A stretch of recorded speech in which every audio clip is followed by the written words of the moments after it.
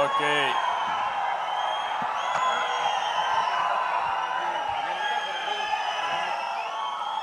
ఈరోజు అజెండాకి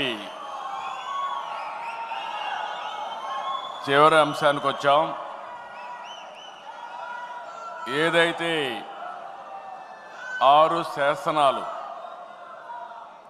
ఈరోజు general secretary ప్రతిపాదించినటువంటి 6 శాసనాలు ఆంధ్రప్రదేశ్ రాష్ట్ర చరిత్రను మార్చబోతున్నాయి.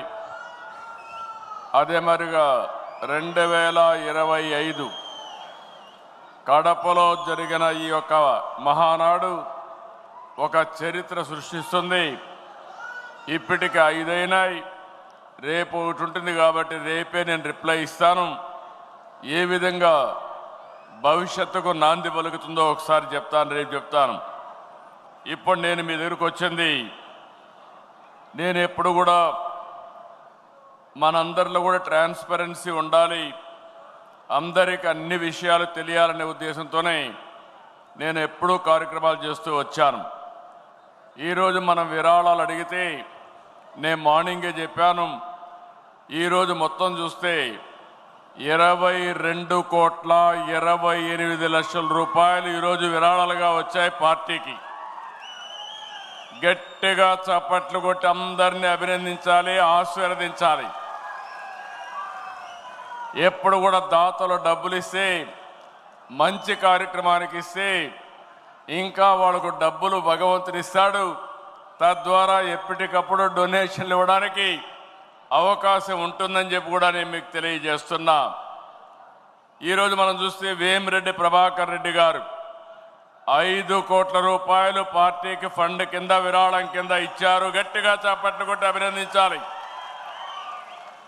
పి నారాయణ గారు 1 కోటి, టీజీ భరత్ గారు 1 కోటి, సానా సతీష్ 1 కోటి 16 లక్షలు, రాజగోపాల్ ఎస్ఆర్సి ఇన్ఫ్రాస్ట్రక్చర్ 50 లక్షలు, లక్ష్మీ వెంకటేశ్వర మెటల్ ఇండస్ట్రీస్ 50 లక్షలు, దామర్లచెల జనార్దన్ 25 లక్షలు, వేమన సతీష్ 25 లక్షలు, ఆదిరెడ్డి శ్రీనివాస్ 15 లక్షలు, పులివర్తి నాని 10,116,000, దినేష్ రెడ్డి పోలం రెడ్డి 10 లక్షలు, వేగేశ నరేంద్రవర్మ 10 లక్షలు, గోవిందరావు 10 లక్షలు, డేగల ప్రభాకర్ రావు 10 లక్షలు, ఆలపాటి రాజేంద్ర ప్రసాద్ 10 లక్షలు, బాజీ చౌదరి 5 లక్షలు, గద్దె రామ్మోహన్ రావు 2 లక్షలు, గద్దె అనురాధ 2 లక్షలు, యనమల దివ్య 1 లక్ష, కంది చంద్రశేఖర్ రావు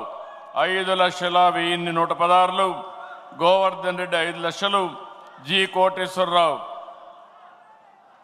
1,01,116, ఎం రాజశేఖర్ 1 లక్ష, రవీంద్ర కొల్లు 25 లక్షలు. వీళ్ళు కాకుండా ఇంకా చూస్తే గొట్టిపాటి రవికుమార్ 1 కోటి, భాష్యం రామకృష్ణ 1 కోటి, అరిసిమిల్లి రాధాకృష్ణ 13 లక్షలు, పయ్యావల కేశవ్ 1 కోటి రూపాయలు, శ్రీనివాస్ చిన్ని 25 లక్షలు.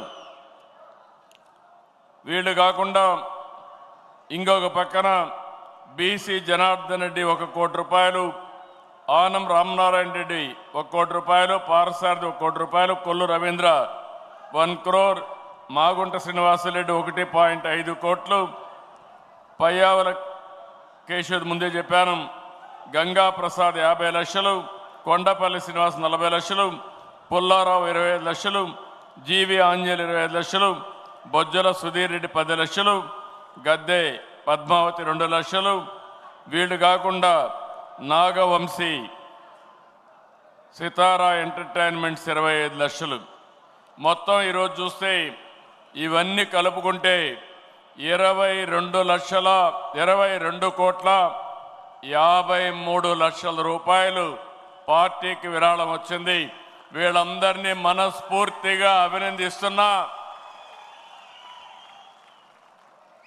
నేను ఇంత మునిపే చెప్పాను, ఎవరైనా కానీ ఆన్లైన్లో ఇవ్వాలంటే మీరు ఆన్లైన్లో పే చేసే అవకాశం కూడా మీకుంది.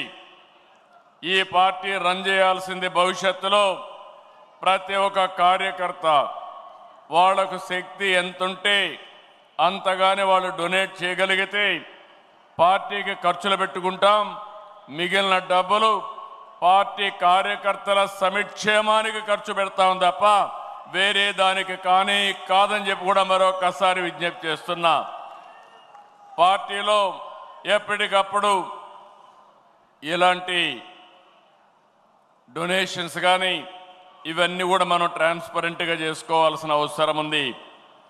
ఎవరైనా ఇవ్వాలనుకున్న వాళ్ళు Telugu Desam party account number 1809000001238 IFSC code number బార్బో Jubilee hills. ఈ నెంబర్ మీకు అందరికీ పంపిస్తాం. మీరు నేరుగా 100 రూపాయలు కానీ 1000 రూపాయలు కానీ ఎంత మీకు తోస్తే మీకు ఎంత శక్తి ఉంటే అంతవరకు మీరు పార్టీకి కాంట్రిబ్యూట్ చేయాల్సిందిగా మిమ్మల్ని కోరుతున్నా.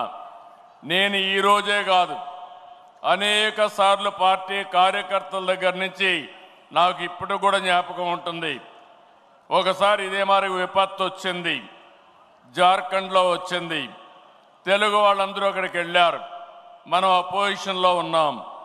ఆ రోజు నేను పోతే వాళ్ళ కష్టాలు చూశాను. ప్రభుత్వం ఫెయిల్ అయింది, కానీ నేను ఒక సంకల్పం చేశాను.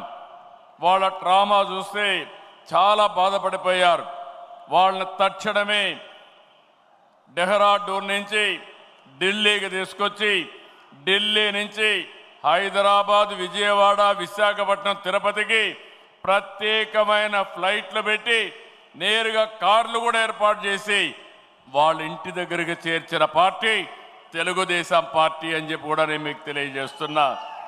ఆ రోజు లోకేష్ గారు ఒక మాట అన్నారు, పార్టీ అకౌంట్లో డబ్బులు లేవు ఏం చేద్దామన్నారు. నేను ఒకటే చెప్పా, డబ్బులు ఇచ్చే మనస్తత్వం ఉండే నా కార్యకర్తలు ఉన్నారు, మీరు అనౌన్స్ చేయండి డబ్బులు వస్తాయని చెప్పా.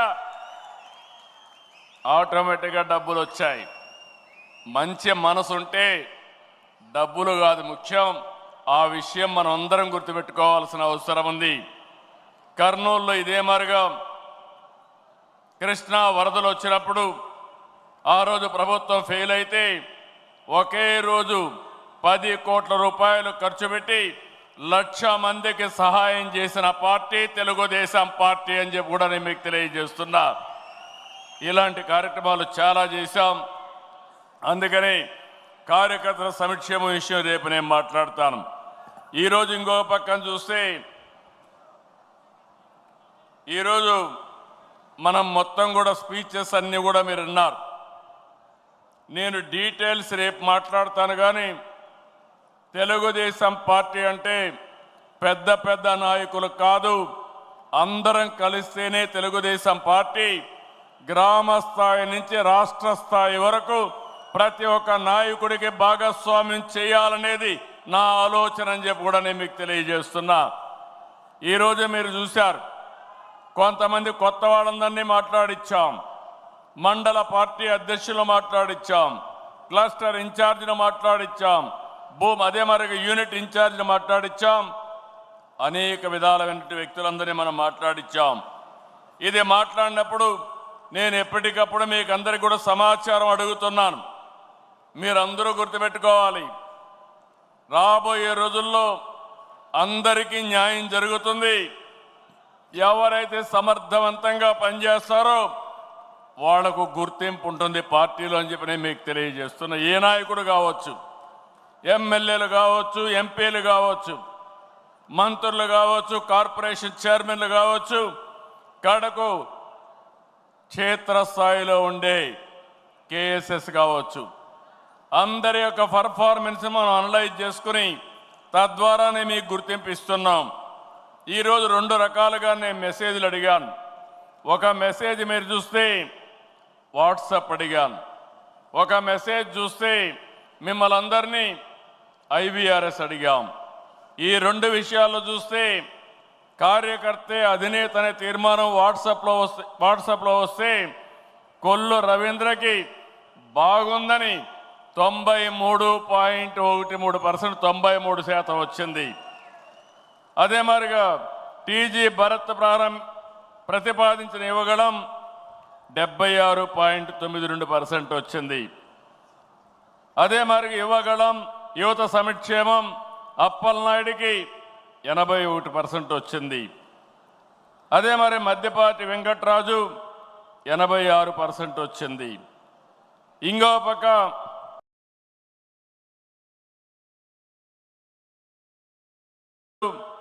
86% వచ్చింది. ఇంకో పక్క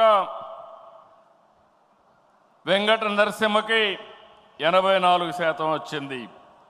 ఇంకో పక్క యువగళం తీర్మానం పైన కాదర్ భాషకి 72% వచ్చింది.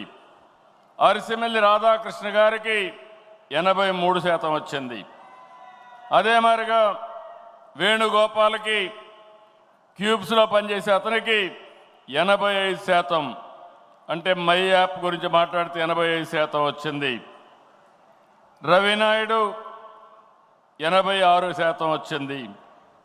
శివకుమార్ బలపరిచినటువంటి వాట్సాప్ తీర్మానంపై బాగుందని శివకుమార్ మాట్లాడితే అతనికి 83% వచ్చింది.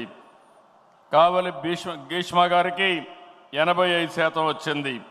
దుర్గా ప్రసాద్ 84% వచ్చింది. ఇంకో పక్కన శశి బలపరిచిన దీనికి 84% వచ్చింది. అంటే మీరందరూ గుర్తుపెట్టుకోవాల్సింది, అందరూ కూడా తెప్పిస్తున్నాం. ఇప్పుడు అచ్చెన్నాయుడు మాట్లాడాడు, అది రేపు నేను చదువుతాను, ఇంకా రాలేదు నాకు. అందరి డీటెయిల్స్ కూడా తెప్పించి ఒకవేళ మీరు బాగా మాట్లాడకపోతే మీకే చెప్తే రేపు రాబోయే రోజులు ఇంప్రూవ్ చేసుకొని వస్తారు. మీరు ఇంప్రూవ్ చేసుకోకపోతే మీకు అవకాశం కూడా మానేస్తాం, కొత్త వాళ్ళకు అవకాశాలు ఇస్తామని చెప్పి కూడా నేను మీకు తెలియజేస్తున్నా. ఈరోజు పోటీ ప్రపంచంలో ఉన్నాం. పోటీ ప్రపంచంలో మనం గుర్తుపెట్టుకోవాల్సింది, ఎక్కడికక్కడ మనం కూడా పోటీ పడాలి. నేను ఈరోజు మాట్లాడానంటే ఉదయం 3-4 గంటలు నేను రాత్రంతా ప్రిపేర్ అయ్యి వచ్చాను. ఉదయం మాట్లాడాను, పాలసీలు నేనే చేశాను, సబ్జెక్ట్ నేనే తయారు చేశాను. కానీ నేను మాట్లాడాలనుకున్నప్పుడు మీకు అర్థం కావాలి, రాష్ట్రంలో ప్రజలకు అర్థం కావాలి, దానికి కరెక్ట్గా ప్రజెంటేషన్ చేయాల్సిన అవసరం ఉంటుందని చెప్పి కూడా నేను మీకు తెలియజేస్తున్నా. అందుకని ఇంకో పక్క ఐవీఆర్ఎస్లో చూస్తే అదే రవీంద్రకి 70% వచ్చింది. ఇంకో పక్క వెంకట్రాజుకి 68% వచ్చింది. వెంకట నరసింహకి 66% వచ్చింది. ఇంకో పక్క వేణుగోపాల్కి 67% వచ్చింది. రవినాయుడికి 69% వచ్చింది. ఈశ్వర్ రెడ్డికి 65% వచ్చింది. దుర్గా ప్రసాద్కి 65% వచ్చింది. నేను ఎందుకు చెప్తున్నానంటే మీ అందరికీ ఒక అవకాశం ఇస్తున్నాం, కొత్త వ్యక్తుల్ని మాట్లాడిస్తున్నాం. క్షేత్రస్థాయిలో బాగా పనిచేసిన వ్యక్తుల్ని మా దగ్గరుండే రికార్డ్స్ ఆధారంగా వాళ్ళందరినీ ఎంపిక చేశాం. అదే సమయంలో ఇచ్చిన అవకాశాన్ని మీరు సద్వినియోగం చేసుకోవాలి, మీరు కూడా ప్రిపేర్ కావాలి. నేను ఒకటే ఆలోచిస్తున్నా, ఈరోజు మీ ఉత్సాహం చూశాను, నా జీవితంలో ఎప్పుడూ చూడని ఉత్సాహం ఈరోజు కడప మహానాడులో చూశాను. బ్రహ్మాండంగా స్ఫూర్తినిచ్చారు. ఎనర్జీ అయితే చాలా ఎక్కువగా ఉంది. కానీ ఒక్క విషయం మీరు గుర్తుపెట్టుకోవాలి, తెల్లవారితో వచ్చిన వాళ్ళు ఇదే పనిగా వచ్చాం, రాష్ట్రం నలుమూలల నుంచి వచ్చాం. సాయంత్రం వరకు కూర్చునే ఓపిక ఉండాలి. నేను కూడా ఇంత మునుపు మారిగా రాత్రి 10 గంటల వరకు మీటింగులు పెట్టడం లేదు. టైం అంటే టైమే. ఒక్క నిమిషం కానీ ఎవరన్నా డీవియేట్ అయితే బెల్ కొట్టడం, అప్పటి కూడా వదిలిపెట్టకపోతే మైక్ కట్ చేయడం కూడా జరుగుతుందని చెప్పి కూడా నేను మీకు తెలియజేస్తున్నా. రేపు కూడా అదే చేద్దాం, ఎల్లుండి కూడా అదే చేద్దాం. కానీ మిమ్మల్ని ఒకటే కోరుతున్నా, ఆ టైంలో మీరందరూ ఉండడం, ఫుల్ అటెండెన్స్ ఉండడం. మీరు బాధ్యత కలిగిన నాయకులు. నా మనసులో ఏముందో మీకు అర్థం కావాలి, మీ ఆలోచన విధానాన్ని నేను అర్థం చేసుకోవాలి. అవి జరగాలంటే నిరంతరం మీకు పార్టీకి ఎప్పటికప్పుడు డైలాగ్ ఉండాల్సిన అవసరం ఉంది, చర్చలు జరగాల్సిన అవసరం ఉందని చెప్పి కూడా నేను మీకు తెలియజేస్తున్నా. దీనికంటే ఈరోజు నేను ఎక్కువగా మాట్లాడను, ముందే చెప్పాను నేను తగ్గిస్తానని. కాబట్టి మనం 6 గంటలకి అనుకున్నాం, 6:20 అయింది. దానికి కారణం నేను కాదు, రామ్మోహన్ నాయుడు అని చెప్పి మరొకసారి తెలియజేసుకుంటూ, రేపటి నుంచి మీటింగ్ కండక్ట్ చేయడం కూడా టైం కరెక్ట్గా ప్లాన్ చేయడం, ఎగ్జిక్యూట్ చేయడం. ఈరోజు పర్వాలేదు ఒక 20 నిమిషాలే, కానీ ఆ 20 నిమిషాలు కూడా బ్యాలెన్స్ చేస్తే ఇంకా బాగుంటుంది. ఈరోజు అజెండా ఇంతటితో సమాప్తం. రేపు ఉదయం కలుస్తామని చెప్పి మరొక్కసారి అందరికీ తెలియజేసుకుంటూ అందరికీ నమస్కారాలు. జై హింద్.